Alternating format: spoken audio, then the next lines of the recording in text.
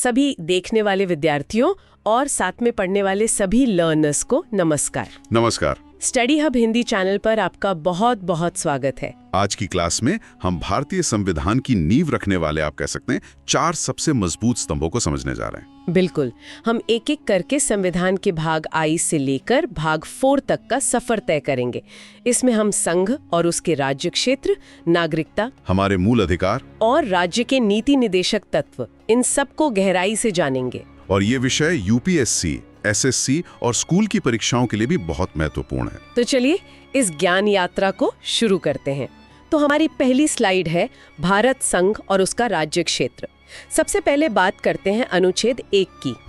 ये साफ कहता है भारत अर्थात इंडिया राज्यों का संघ होगा। देखिए, यहाँ राज्यों का संघ शब्द पर हमें थोड़ा रुकना होगा।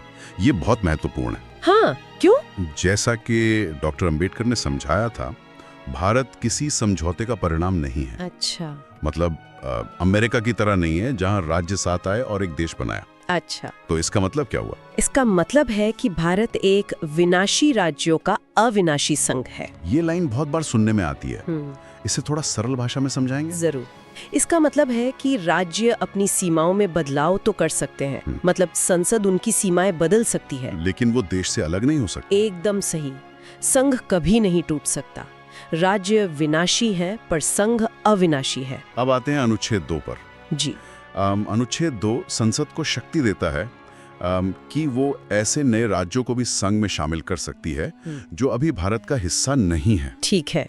अगली स्लाइड में हम राज्यों के पुनर्गठन की बात करेंगे और यहाँ अनुच्छेद 3 बहुत अहम हो जाता है। बहुत ज्यादा। ये संसद को किसी भी मौजूदा राज्य का नाम, उसका क्षेत्र या उसकी सीमा बदलने का अधिकार देता है। किसी भी मौजूदा राज्य का? हाँ, किसी भी। और दिलचस्प बात यह है कि इसके लिए राज्य की अनुमति की भी जरूरत नहीं होती। मतलब राज्य सरकार से पूछने की जरूरत नहीं है। राष्ट्रपति उनकी राय जानने के लिए बिल भेजते हैं, पर वो राय मानने के लिए बाध्य नहीं है।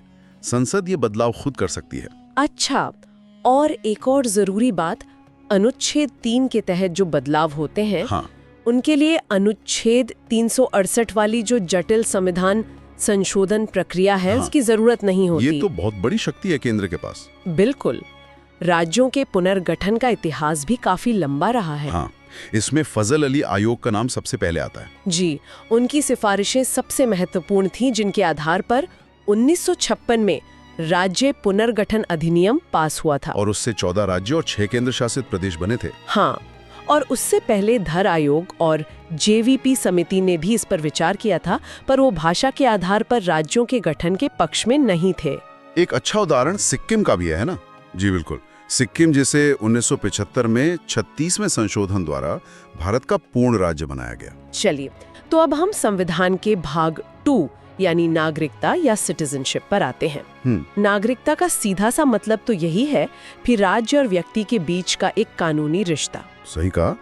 और भारत में हमने एकल नागरिकता मतलब सिंगल सिटीजनशिप की व्यवस्था अपनाई है। ये विचार हमने ब्रिटेन के संविधान से लिया है। जी, इसका मतलब ये है कि हम सिर्फ देश के नागरिक होते हैं, किसी राज्य के नहीं। जैसे हम सब भारतीय हैं, न कि कोई बिहारी नागरिक है या पंजाबी नागरिक। बिल्कुल।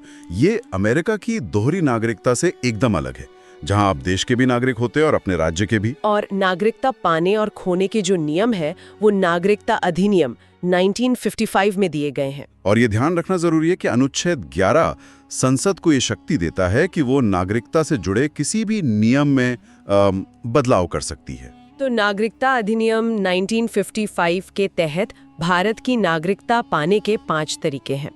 पहला क्या है? पहला है जन्म से, बाय बर्थ, यानी जिनका जन्म भारत में हुआ हो।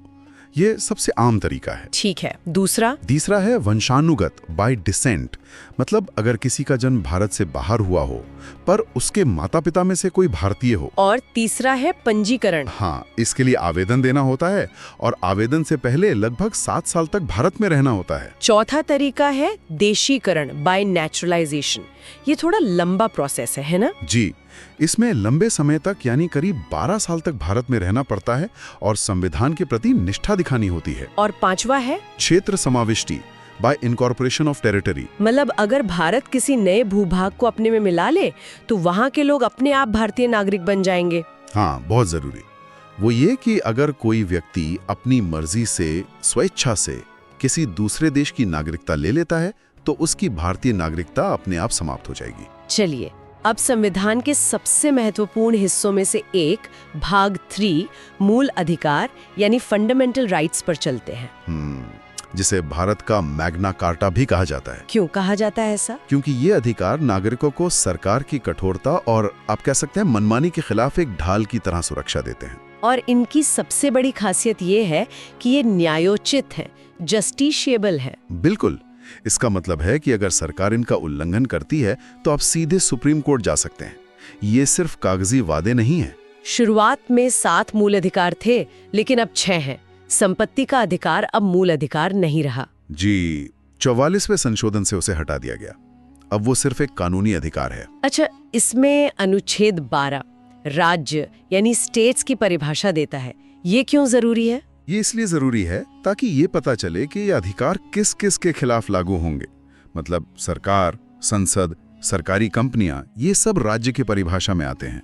मूल अधिकारों में सबसे पहले आता है समानता का अधिकार, अनुच्छेद 14 से 18। इसका मतलब है कि कानून सबके लिए बराबर है। और इसी के तहत अनुच्छेद 17 छुआछूत को और अनुच्छेद 18 उपाधियों को खत्म करता है। जी, ये एक बहुत बड़ी सामाजिक क्रांति थी। फिर आता है स्वतंत्रता का अधिकार, अनुच्छेद 19 से 22।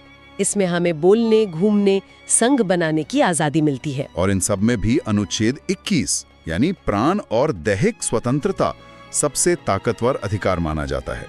सुप्रीम कोर्ट ने इसकी व्याख्या बहुत वसी की है। हाँ, इसी से जुड़ा है अनुच्छेद 21 का, जो 6 से 14 साल के बच्चों के लिए शिक्षा का अधिकार देता है। बिल्कुल। और एक बहुत ही महत्वपूर्ण बात, राष्ट्रीय आपातकाल या इमरजेंसी के दौरान भी अनुच्छेद 20 और 21 को निलंबित नहीं किया जा सकता। ये हमसे कोई नहीं छीन सकता, कभी नहीं।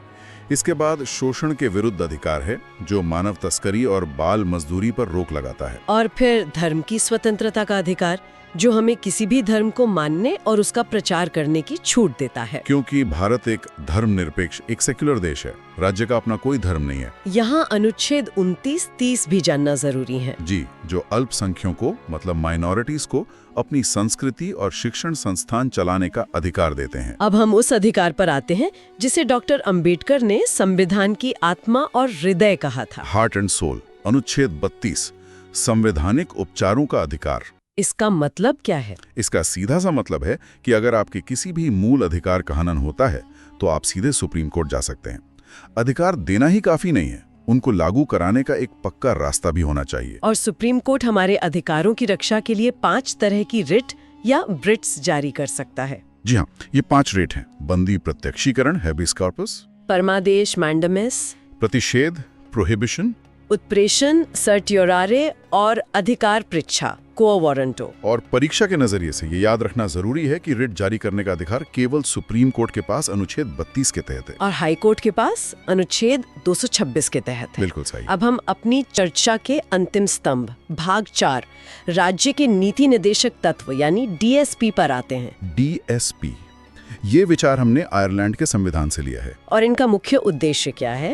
डीएसपी का मुख्य उद्देश्य है भारत में एक लोक कल्याणकारी राज्य, एक वेलफेयर स्टेट की स्थापना करना। लेकिन मूल अधिकारों और इनमें एक बहुत बड़ा फर्क है। हाँ, और वो ये है कि ये गैर न्यायोचित हैं, नॉन जस्टिशिएबल हैं। मतलब अगर सरकार इन्हें लागू ना करे तो हम कोर्ट नहीं जा सकते। नहीं जा सकते। ये सरकार के लिए कानून बनाते समय एक तरह के नैतिक निर्देश हैं, मॉरल गाइडलाइंस हैं। डॉक्टर अंबेडकर ने इन्हें संविधान की अनोखी विशेषता या नॉवल फीचर्स कहा था। जी, क्योंकि डीपीएसपी का लक्ष्य आर्थिक और सामाजिक लोकतंत्र बनाना है, जबकि मूल अधिकार राजनीतिक लोकतंत्र की स्थापना करते हैं। इसमें कुछ महत्वपूर्ण अनुच्छेद कौन से हैं? जैसे अनुच्छेद 40 जो ग्राम पंचायतों के गठन की बात करता है, अनुच्छेद 44 जो समान नागरिक संहिता की बात करता है, और अनुच्छेद 51 जो अंतर्राष्ट्रीय शांति और सुरक्षा को बढ़ावा देने की बात करता है। और एक और महत्वपूर्ण बिंदु, अनुच्छेद 39A गरीबों को मुफ्त कानूनी सहायता या फ्री लीगल एड देने की बात करता है। तो आज हमने क्या सीखा? हमने संविधान के 4 स्तंभों को समझा।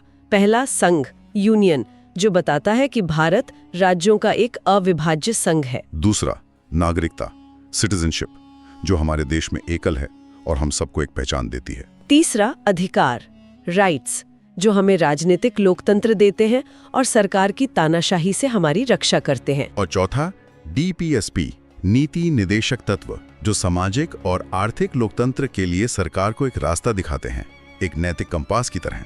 उम्मीद है आज की क्लास ने आपको एक नई दिशा दी होगी।